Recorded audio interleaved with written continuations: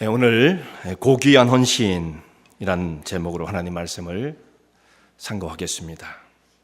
오늘 종료주일입니다. 종료주일, 영어로는 Palm Sunday 이렇게 부릅니다.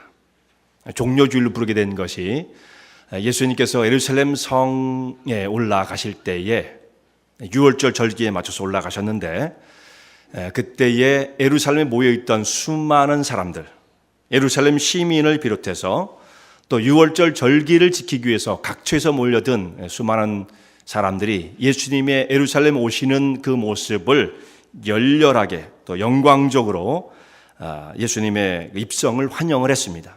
근데 그들이 그냥 한 것이 아니고 손에 나뭇가지를 잘라다가 예수님을 환호를 했는데, 오늘 저기 보이는 저게 바로 종려나무 가지거든요. 저걸 영어로는 palm tree라고 그러잖아요. 그래서 저 가지를 잘라가지고 손에 흔들면서 예수님을 환호했기 때문에 오늘을 종려주일 이렇게 부릅니다. 이때 예수님을 환호했던 사람들이 예수님 앞에 드렸던 그 환호의 그 외침 속에서 그 호산나라는 말이 나와요. 호산나, 호산나 찬송하리로다. 다윗의 자손으로 오시는 주여. 이렇게 하면서 예수님 앞에 호산나를 불렀습니다. 이 호산나가 무엇을 의미하냐면 우리를 구원하소서라는 말이기 때문에 거기에 당신은 구원자입니다 라는 의미가 들어있는 거죠. 우리를 구원하실 분, 당신은 구원자입니다. 곧 그러면 메시아가 된다는 말씀이죠. 당신은 다윗의 후손으로 오시는 메시아이십니다 라고 하는 고백을 드리며 예수님을 열광적으로 환호했던 것입니다. 물론 이들이 예수님을 메시아로 인정했다고 그래가지고 성경에서 나오는 또 예수님께서 실제로 걸어가셨던 그 모습을 다 이해한 건 아니에요. 지금 오해를 좀 하고 있습니다. 메시아인 것만큼은 틀림이 없지만 예수님이 하나님의 아들이시요 만왕의 왕이시요 메시아이시지만 예수님께서 걸어가셔야 할 길은 이 사람들이 기대하고 있는 정말 로마의 세력을 물리치고 정치적인 메시아로 세상의 권력을 잡을 그런 메시아로 지금 생각하고 있지만 그런 분이 아니라 자기를 십자가의 제물로 내어놓으시는 그 길을 걸어가시고 사망의 권세를 물리치시고 구원을 이루실 생명의 메시아지 이 세상의 정치적인 메시아는 아니었던 것입니다. 어쨌든 오해를 했어요, 이 사람들이. 그래서 예수님을 그렇게 열렬히 환영을 했습니다. 예수님께서 예루살렘에 올라가셔서 한 주를 지내시고 마지막엔 6월절 날에 십자가를 지시고 십자가의 제물이 되셔서 숨을 거두시게 되십니다. 그런데 십자가를 바로 지시기 직전에 베다니에서 오늘 우리가 읽었던 아주 독특한 사건이 하나 나오게 되어져요. 예수님께서 이 아주 특별한, 우리가 보면 굉장히 평범할 수도 있습니다만 오늘 여기에서 예수님께서 이 한 여인이 예수님께 나와 향유를 붓는 이 사건은 굉장히 독특한 사건입니다. 이것은 예수님의 죽으심을, 십자가의 죽으심을 예견하고 있는 아주 독특한 장면이라는 말씀이에요.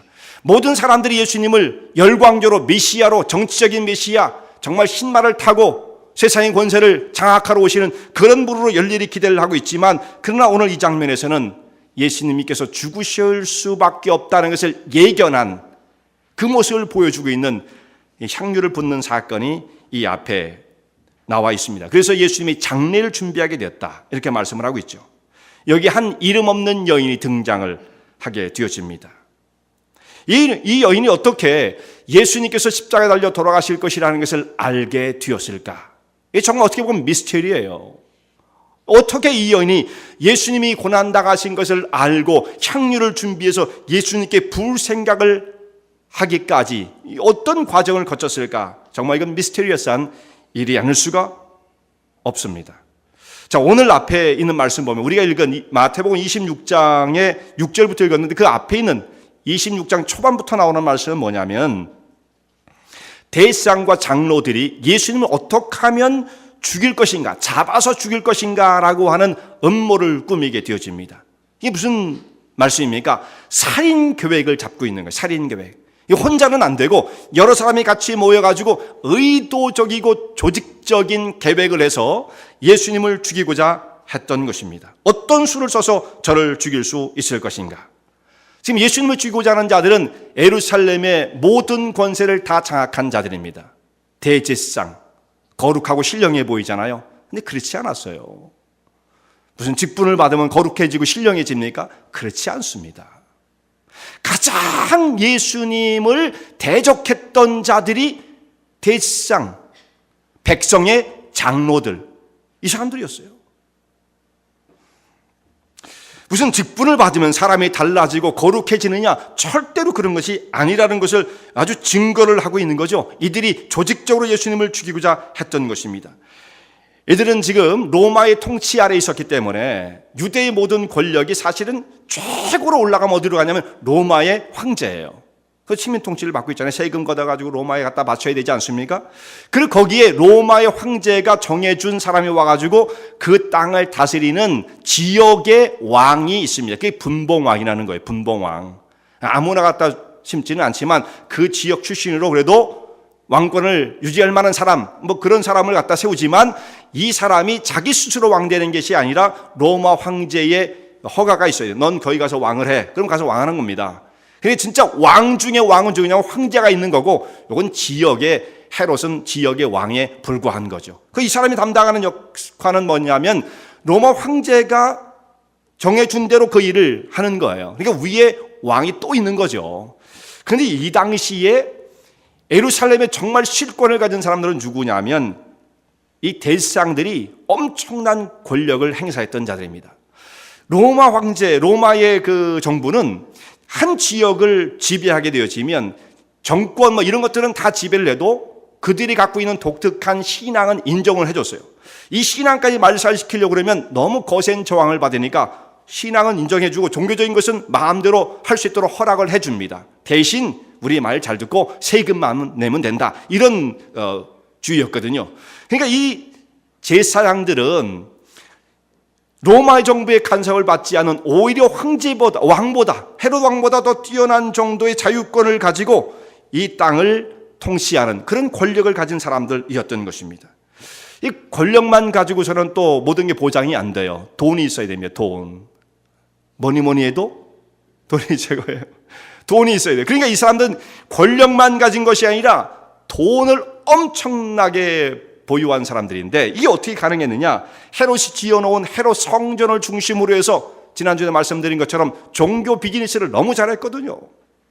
그래가지고 거기서 걷어들이는 그 성전세니 뭐 재물이니 그 다음에 동전을 바꿔가면서 화폐를 바꿔주는 가운데 떨어지는 그 이익금 수익금들이 엄청났기 때문에 이 사람들은 그야말로 권력과 부를 다 장악한 유다에 있어서 정말 최고의 핵심 권력자들이에요. 근데 이 사람들이 지금 예수님을 바라보면서 저는 죽어야 된다 이렇게 생각을 했던 것입니다. 모든 권력과 정말 하고 싶은 모든 것을 다 할 수 있는 사람들이었는데 한 가지 마음에 깨름직하게 생각되어지는 한 사건이 벌어지기 시작한 거예요. 전혀 자기들이 어떤 도전도 할 수 없는 그런 상황이었는데 저 갈릴리에 미세한 움직임이 나타나기 시작하더니 거기에 갈릴리의 한 청년이 말씀을 전하기 시작하는데 사람들이 그에게 다 집중하기 시작합니다. 그의 말에 귀를 기울이기 시작합니다. 그리고 사람이 조금씩 변하는 거예요. 야, 이 땅의 삶이 다가 아니구나. 저 하늘의 천국의 소망을 둬야 되는구나라고 하는 영적인 시각이 열리기 시작하면서 사람들이 예수님께 막 몰려들기 시작하는데 이 움직임을, 이 거센 움직임을 어떻게 막을 도리가 없는 겁니다. 정말 갈릴리의 그 촌구석에 무슨 선한 것이 날 수 있겠느냐 그렇게 생각했던 사람들인데 이게 그게 아닌 거예요. 너무 거센 세력으로 점점 이스라엘 백성들이 그 민중들의 백성들의 지지를 받기 시작하더니 이분이 나중에 어디로 향해서 올라오게 됩니까? 마침내 예루살렘을 향해서 올라오게 되어집니다. 우려했던 일이 벌어진 거예요. 자, 예루살렘에 올라와가지고 저 사람들이 다 저 갈릴리 청년 이름 없는 예수라는 사람을 지지하는데 만약에 그 사람들의 힘을 빌어서 우리를 전복시킨다고 한다면 우리가 지금 누리고 있는 이 모든 부와 이 기득권이 하루아침에 날아갈 수 있다. 그런 위협감을 가지게 되었던 것입니다. 어떻게 하면 이것을 우리만 누리는 것이 아니라 그야말로 자손만대에 물려줘야 되는데 저 예수라는 사람이 우리의 세력을 위협하는 적이요 원수가 되었던 것입니다. 이 사람들 눈에는 그런 거예요. 자, 구약 성경을 줄줄 외우고 메시아의 오심을 기다렸다고 하는 그 사람들의 지도자가 되었음에도 불구하고 이들에게 있어서 예수님은 메시아가 아니라 메시아일지라도 관계없어요. 우리의 길을 가로막는 장애물일 뿐입니다. 그래서 그를 죽여야겠다 이렇게 생각을 했습니다. 결코 용납할 수 없는 자가 되었던 것입니다. 그런데 그 다음에 이어지는 우리가 읽었던 이 6절부터 나오는 그 장면은 이름도 없는 사람이죠. 나중에 이 여인의 이름이 찬송에도 막달라 마리아가 나옵니다만 이 여인이 사실 막달라 마리아인지는 몰라요. 찬송가도 그렇게 함부로 막 지으면 안 되는데 그렇게 이름을 줬어요. 사실은 모릅니다. 복음서에서는 이 사람의 이름을 일부러 감추죠. 요한복음에 가면 마리아라는 말의 이름이 나오는데 그 사람이 막달라 마리아인지는 모르는 거예요. 아닐 가능성이 더 많습니다, 사실은. 근데 그냥 무조건 막달라 마리아, 우리 이따 찬송을 이렇게 부르긴 불러야 돼요. 찬송이 나오니까 어쩔 수 없습니다만. 예. 하여튼 이 공간복음서, 마태, 마가, 누가복음서에 있어서는 여인의 이름을 말하지 않습니다. 그러니까 무명의 여인이에요. 무명의 여인. 예수님께서 이때 베다니라고 하는 작은 마을에 계셨습니다. 예루살렘에서 바로 옆 동네, 아주 가난한 사람들이 몰려 사는 조그만 동네가 이 베다니인데 그 동네에 문둥이 시몬의 집에서 묵고 계실 때였습니다. 그때 식사를 하고 계셨는데 한 여인이 아주 값비싼 향유 옥합을 들고 나왔어요. 나드 향유가 들어있는, 순전한 나드 향유가 들어있는 이 값비싼 옥합을 가지고 나와서 예수님께서 식사하실 때 조용히 다가가더니 예수님 머리에 그 향유를 다 부어드리게 되었습니다. 오늘 마태복음에는 그 향유를 부었다 이렇게 말씀되어 있는데 마가복음에 있는 말씀 보면 옥합을 깨트려 이렇게 되어 있거든요. 옥합을 깨트려 예수님의 머리에 향유를 몽땅 다 부어드린 것입니다. 이때 당시에 그 향유를 보관하던 이 옥합이라는 것이 조그만 항아리같이 이 병입니다, 병.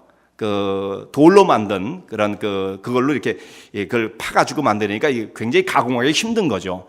거기다가 아주 값비싼 향수 혹은 향유를 갖다 보관하게 되어 있는데 이 뚜껑을 꽉 실을 하지 않으면 냄새가 날라가고 증발하고 또 말라버릴 테니까 실을 단단하게 하게끔 되어 있어요. 그래서 이 향유를 쓸 때에는 그 뚜껑을 여는 게 아니라 이 목 부분을 갖다 부러뜨리는 거라고 그렇게 말을 합니다. 향유가 병이 좀 이렇게 호리호리하게 되어 있는데 그 목 부분을 부러뜨려 가지고 향유를 다 붓는 거예요. 그래서 옥합을 깨트렸다는 말이 바로 그것입니다.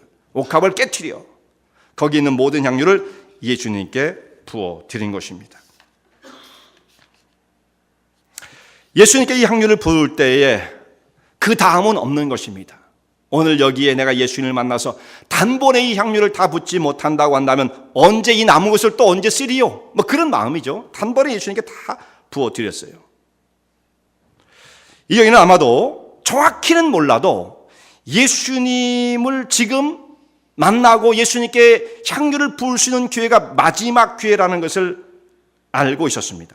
다시는 이런 기회가 오지 않을 거라는 것을 알고 있었습니다. 그러니까 조금 더 망설임이 없이 자기의 전 재산, 이 300데나리라고 그러는데 전 재산에 해당하는 것을 아낌없이 예수님의 머리에 그냥 딱 부어드린 거예요. 그럼 냄새 나고 끝나는 거죠, 그냥. 예. 그리고 그냥 한 번으로 한 10분 정도 갔을까요? 그리고 끝나는 거예요. 당시의 여인들은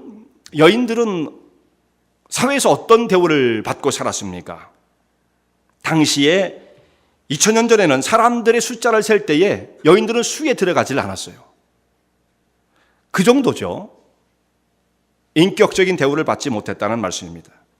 여인들은 아무런 발언할 권한을 얻지 못했어요. 심지어 사도 바울이라고 하는 그 인격적인 분도 예수님은 그런 말씀 안 하세요. 예수님은 절대로 여자들이여 잠잠하라 이런 말씀을 예수님은 안 하십니다.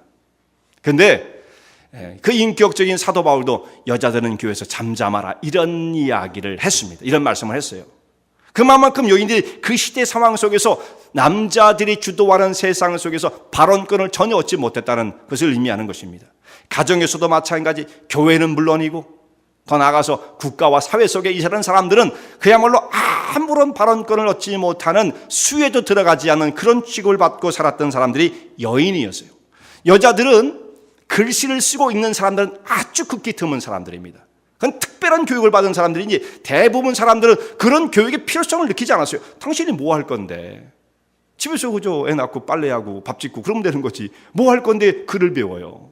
그리고 그 당시 사람들은 대부분 사람들이 글을 몰랐던 거예요. 알 필요도 없고 가르치지도 않습니다. 자, 무명의 사람들이죠.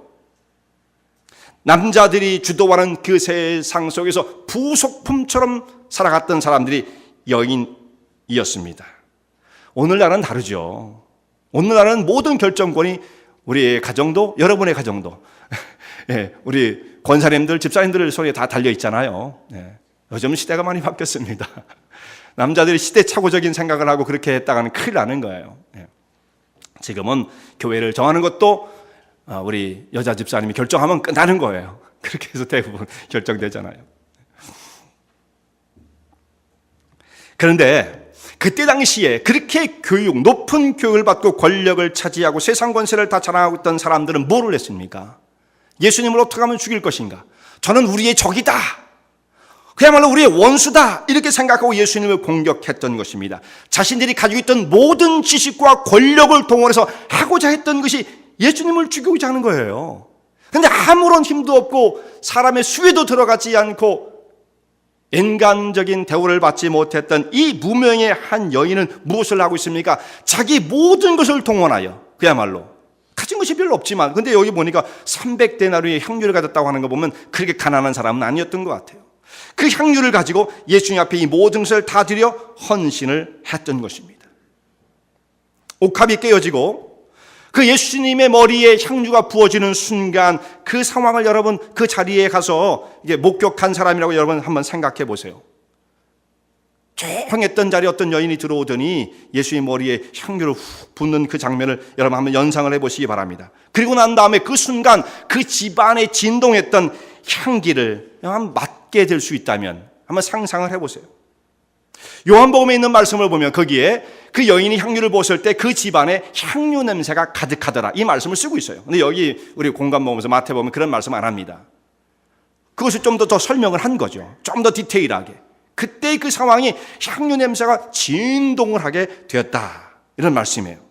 사람은 냄새에 대해서 굉장히 민감하게 반응을 합니다. 냄새, 어떤 냄새가 나느냐.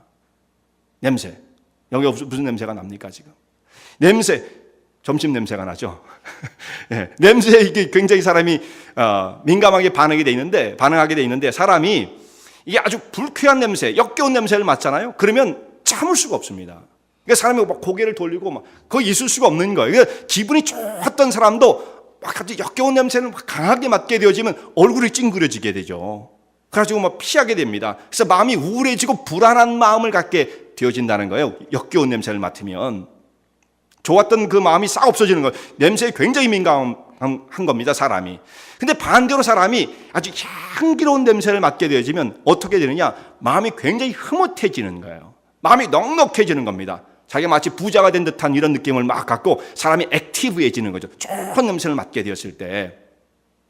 그래서 여러분, 좋은 그 백화점이라든지 고가의 물건을 파는 데를 가면 거기 사람들이 말이죠, 냄새의 이 향기에 엄청나게 신경을 쓰는 겁니다. 사람을 그렇게 자극할 수 있는 냄새를 일부러 방향제를 정기적으로 계속 뿌려줌으로써 고가의 그 물건을 파는 데에 판매 그 수단으로 그걸 사용하는 거예요. 냄새를 맡고 있으면 자기도 모르게 뭔가 할 수 있다고 하는, 이걸 내가 살 수 있어, 이 정도는 내가 지불할 수 있어, 이런 마음이 들게끔 만드는 거죠.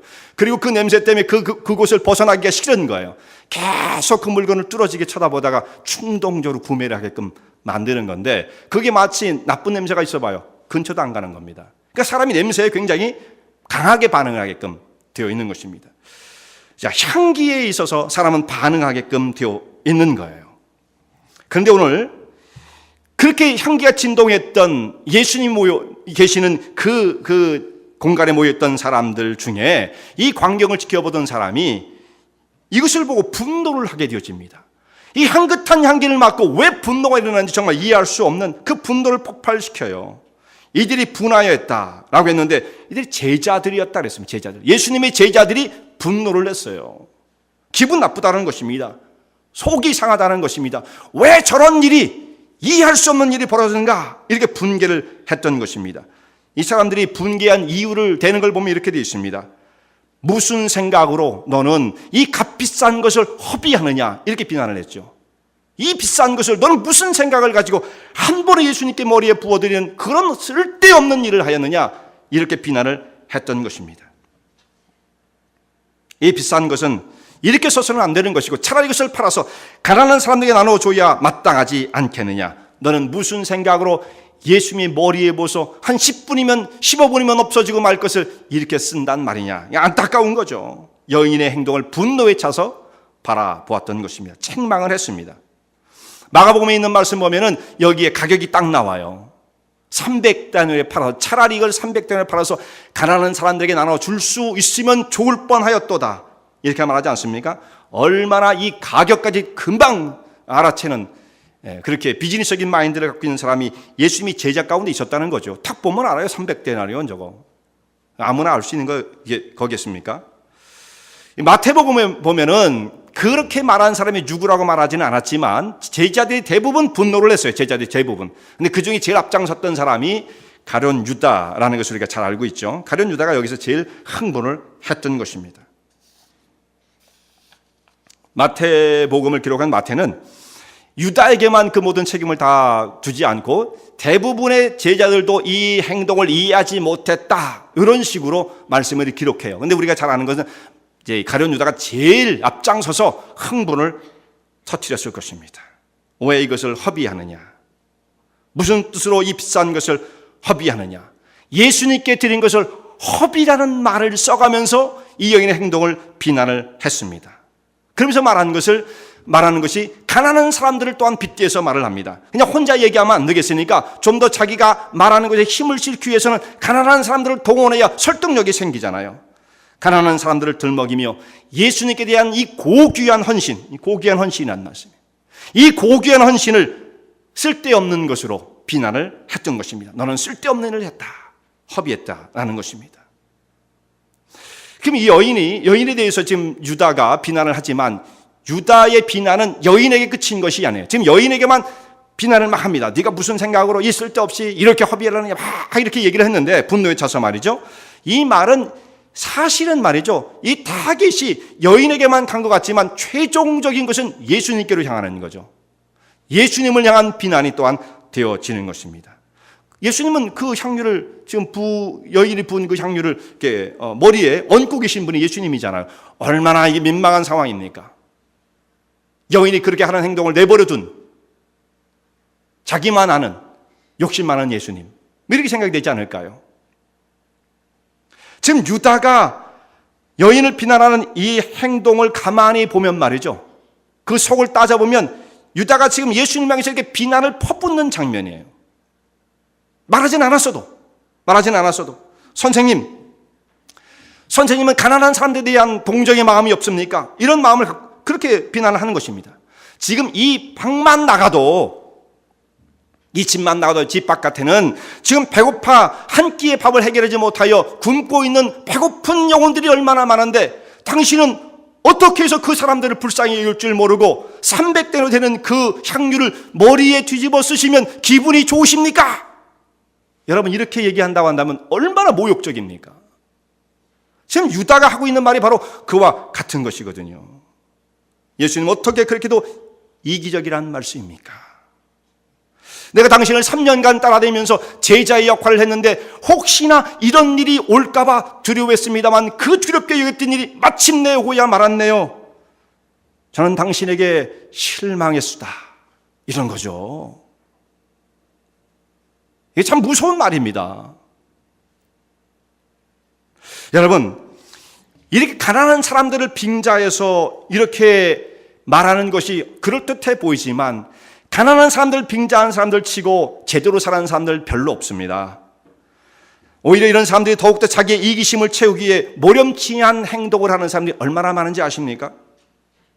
자본가들을 파타하고 그들을 타파하고 노동자 농민의 천국을 이루어야 한다고 생각하는 사람들이 이 공산주의자들이잖아요. 이 사람들이 어떻게 했습니까? 부르주아 계급, 자본 계급을 타파를 하고 그 사람들을 없애버리면 가난하고 약한 사람들이 다 부를 누리고 잘 살 수 있다고 그렇게 말을 하면서 선전을 하지만 여기에 지도자들, 공산주의의 지도자들이 얼마나 잘못된 부정직한 방법으로 부를 축적하고 퇴폐적인 일을 자기들이 누리고 있는지 우리가 다 아는 사실이 아닙니까? 저기 3대 세습을 하고 있는 저기에 있는 나라도 마찬가지일 것이고, 공산주의 국가인 그전에 소련이 무너진 이유가 뭔지 아십니까? 그 부패 때문에 무너지는 거거든요. 부패 때문에. 말할 수도 없는 거예요. 지금 이제 중국에서 그 부패한 고위 관리들의 그 부패에 대해서 보도가 나오고 있는데 상상을 초월합니다. 가난한 자, 노동자, 농민, 그들을 위해서 삶을 살아야 한다고 생각해 그렇게 말을 하는 사람들이지만 이들이 차지하고 있는 부와 권력이라는 건 말할 수도 없는 거예요. 그래가지고 지금 이 시진핑 주석이 그 부패 척결을 위해서 지금 굉장히 나서고 있는데 암살 위협을 엄청나게 받는다고 그러잖아요. 그 중에 몇 사람들이 걸려가지고 지금 신문에 보도 나오는 걸 보면 고위관리도 아니 어떤 사람은 지방관리인데도 집에 가서 그 사람이 그 채워놓은, 쌓아놓은 그 뇌물을 받은 것들, 부정직한 방법으로 돈을 모은 걸 보니까 창고에 트럭으로 몇 차를 실어내야 된대요. 이게 상상을 초월하는 겁니다. 그 한 지역의 모든 부가 한 사람에 다 쏠려 있는 거예요. 이렇게 해가지고 부정직한 방법으로 사람이, 가난한 사람을 들먹이지만 결국은 자기의 이기심을 채우자 하는 사람들이 얼마나 많은 것입니까? 사람은 그러니까 우리가 이런 생각을 하죠. 저 사람은 참 청렴해. 제가 여태까지 만난 사람 치고 청렴한 사람은 하나도 만나질 못했어요. 저는요. 청렴한 사람은 세상에 없습니다. 자기가 청렴을 가장하는 것은 더 나쁜 거예요. 내가 청렴치 못하다는 고백을 가지고 살아야 비로소 청렴할지 모르지만 청렴한 척하는 사람이 더 나쁜 사람이죠. 여기 있는 사람들. 사람은 청렴하지 못합니다. 그러니까 그것을 경계해야 되고 그렇게 빠지지 않기 위해서 애를 써야 되는 거지. 청결한 사람, 청렴한 사람이 세상에 어디 있어요. 그렇게 사람을 속이면 안 되는 거죠. 그런데 이 사람들 지금 그러고 있어요. 가난한 사람을 빙자해 예수님과 이 여인의 거룩한 헌신을 그야말로 짓밟고 있는 것입니다. 유다는 말이죠. 참 무서운 사람이에요. 무서운 사람. 이 사람 나쁜 사람이에요. 이 사람. 왜냐하면 사람이 마음속으로 뭔가 이게 자기 마음에 안 맞는 거, 이게 안 맞는 게 있을 수 있잖아요. 저건 내 생각하고 틀리다. 내 생각하고 좀 빗나가게 가고 있다. 그럼 속은 상할 수 있어요. 근데 여러분, 자기 생각과 틀리다고 해가지고 이렇게 딱 나서가지고 누구를 갖다 정면으로 비난할 수 있는 사람, 그런 사람은 많지 않은 것이고 그렇게 해서는 또 안 되는 겁니다. 그 이면에 그 사정을 잘 알지 못한다고 한다면 그야말로 그 사람의 신발을 신고 한 2달 살아보기 전에는 그 사람이 함부로 판단하는 게 아니잖아요. 그래서 여기 유자는 말이에요. 자기 마음에 딱 감정에 뭔가 딱 부딪혀 오면 딱 그 자리에서 말을 해버리는 거예요. 이것을 무슨 생각으로 허비하느냐, 정신이 있느냐. 또한 예수님을 비난을 했던 것입니다. 면박을 주는 거죠. 지금 일하고 있는 일을 잘 해석하지 못하면, 깨닫지 못하면 그냥 가만히 있으면 돼요. 근데 사람들이 잘못 오해를 해가지고 솔직한 게 좋잖아요. 그러거든요. 어떤 분들은요. 그건 솔직한 게 아니에요. 자기 마음속에 들어있는 것을 모든 걸 다 말하는 게 솔직한 겁니까? 그건 솔직한 게 아닙니다. 그건 그냥 simply trouble maker예요. 문제를 일으키는 사람일 뿐이지 무슨 솔직한 겁니까? 솔직은 그런 데 쓰는 게 아니에요. 문제를 일부러 만드는 사람이지. 유다 같은 사람이에요. 함부로 이렇게 뭔가 이게 자기와 생각이 다르다고 해요. 폭발적으로 누군가를 비난하는 것 얼마나 위험한 일입니까? 자, 최종적인 결정은 누가 내리시는 거예요? 예수님이 내리시는 거죠. 왜 자기가 그래요? 예수님이 말씀하셔야 되잖아요. 예수님 어떻게 말씀하십니까? 가만두어라. 유다야, 제자들이요, 왜 흥분을 해? 지금 이 흥분할 일이 아니야. 가만두어라. 마가복음에서 보면 먼저 가만두어라 이 말씀을 하시고요. 이 마태복음에 있는 말씀 보면 저를 괴롭게 하지 말아라. 예수님이 그렇게 말씀하시죠. 어찌하여 이 여자를 괴롭게 하느냐. 저가 내게 좋은 일을 행하였느니라. 예수님께서 이 여인의 행동을 인정해 주시는 것입니다. 자, 이 여인의 행동은 가난한 사람들을 한 번 도와주는 정도와 예수님 앞에 이 향유를 부은 것은 비교의 대상이 될 수 없다는 거예요. 비교의 대상이 아닙니다. 이 여인은 너희가 보지 못한 것을 볼 수 있는 눈을 가진 사람이에요. 너희는 내가 언제 떠나갈지, 앞으로 무슨 일을 당해야 할지 관심도 없고 알지도 못하고 준비도 되어 있지 않지만 이 여인은 어떻게 알았는지 나의 떠날 것을 알고 장례를 이미 준비하였느니라. 놀라운 거죠. 예수님이 지금 몸에 이 향유를 붓는 것은 내 장례를 준비하는 것이다. 예수님 그렇게 말씀하시지 않습니까? 예수님께서 이제 얼마 후면 십자가 달려 돌아가시게 되는데, 시신이 된 후에, 그때도 장례할 때 이제 향유를 쓰게 되어요. 향품을 쓰게 되어지죠. 그러나 시신에 붓는 것과 예수님께서 살아가실 때 그 얼마 남지 않은 시간 동안 예수님께 나와서 예수님이 장례를, 죽으심을 이해하고 그 앞에 이 향유를 부어 거룩한 헌신의 길을 가는 것과는 이건 천지 차이인 거죠. 천지 차이. 예수님이 그 살아계실 때에 자기 모든 마음을 주님 앞에 드렸던 한 여인의 고귀한 헌신이 여기에 나타나고 있는 것입니다. 내 장사를 준비하기 위하여 힘을 다하여 이렇게 자기의 모든 것을 부은 것이다. 예수님이 인정을 해 주시는 것입니다. 이 여인은 어떻게 예수님이 십자가에 달려 돌아가실 것을 어떻게 알았을까요? 예수님을 열심을 다해서 이기적인 마음이 아닌 정말 열심을 다해서 헌신적인 마음으로 충성을 하는 가운데에 성령의 감동과 역사하심으로 이 여인의 눈이 밝아지게 되었던 것입니다. 그거 외에는 다른 설명할 길이 없는 거예요. 미스터리라고 했지만 바로 그런 과정을 거치면서 이 여인이 예수님이 십자가에 달려 돌아가실 분이라는 걸 알게 되었던 것입니다.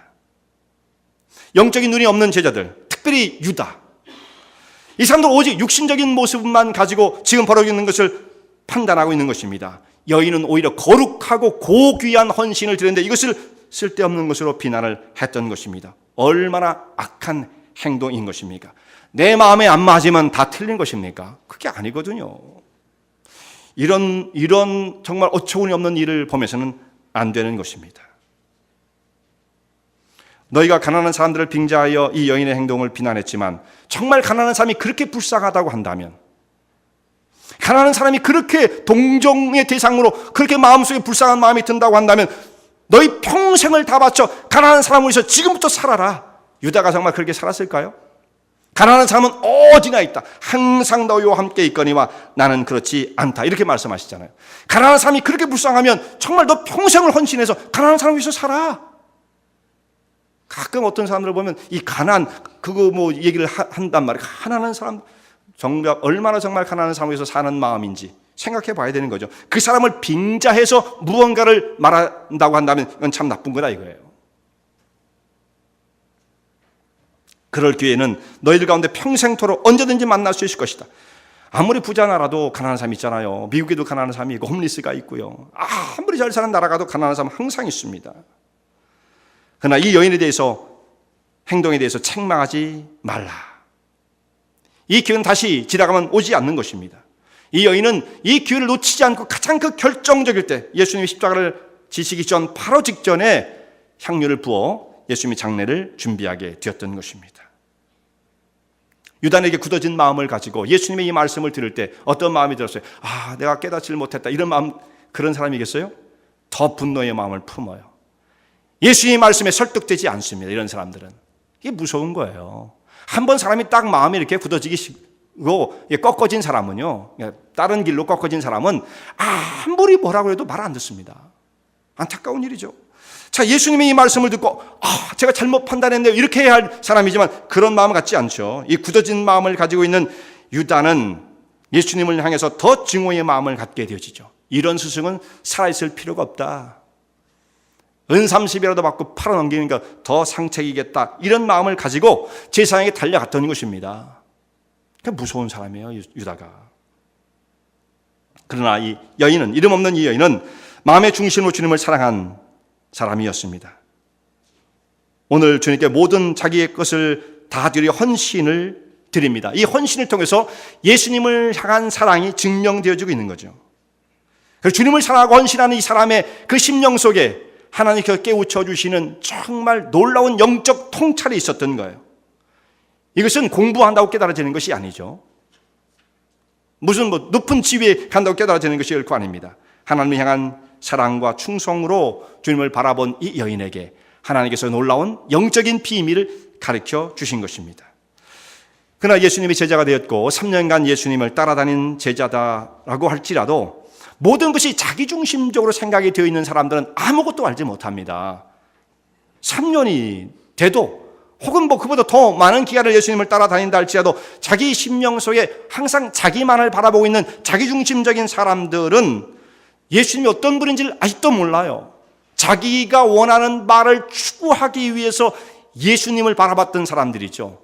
예수님께서 무엇을 명령하시고 우리에게 맡기시는가에 대한 관심은 아직 열려지지 않은 사람들입니다. 그래서 예수님께서 예루살렘 성을 향해서 올라가실 때 이 사람들 했던 것이 뭡니까? 누가 크냐 이 문제를 가지고 서로 다투게 되었습니다.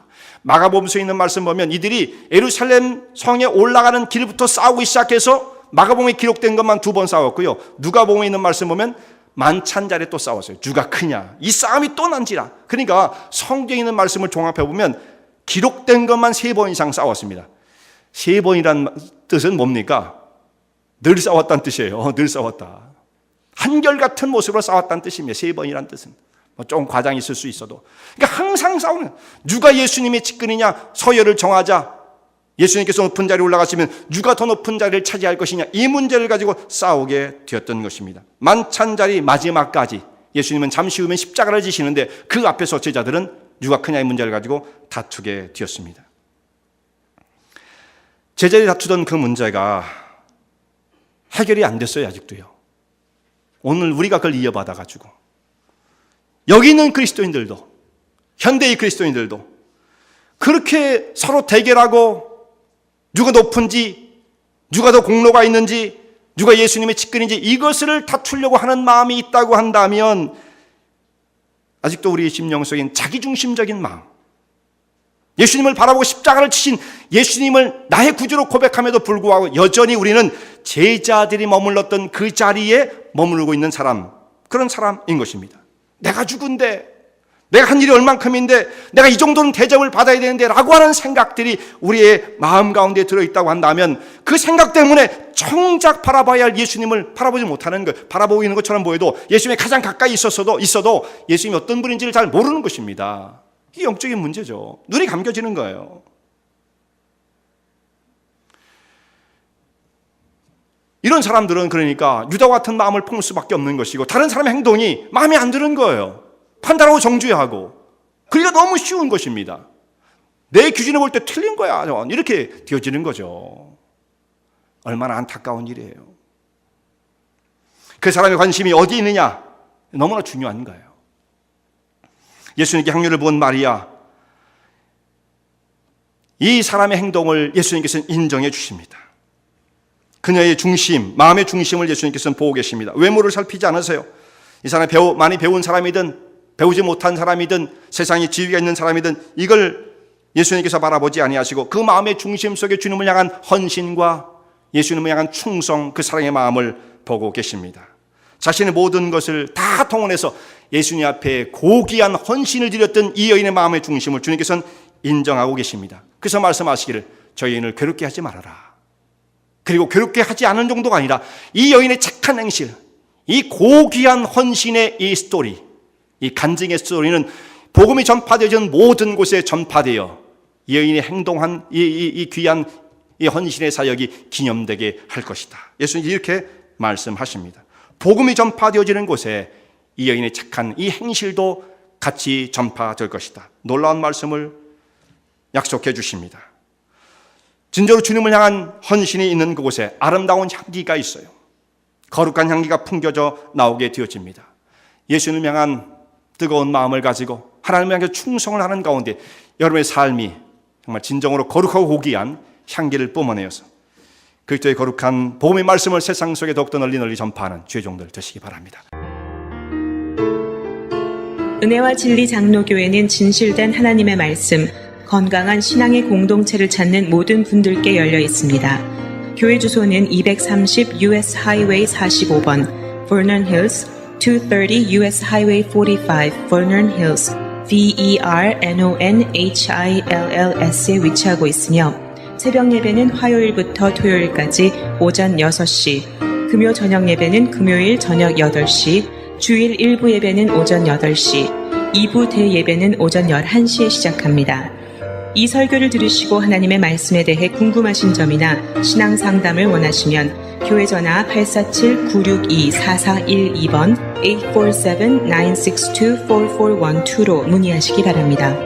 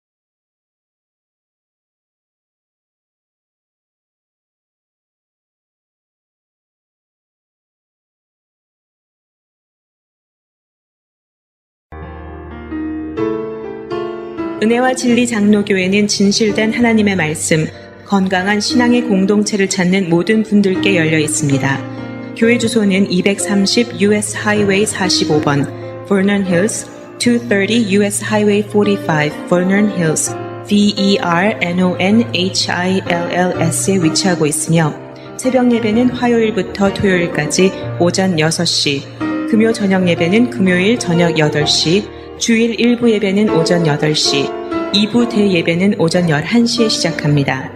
이 설교를 들으시고 하나님의 말씀에 대해 궁금하신 점이나 신앙 상담을 원하시면 교회 전화 847-962-4412번 847-962-4412로 문의하시기 바랍니다.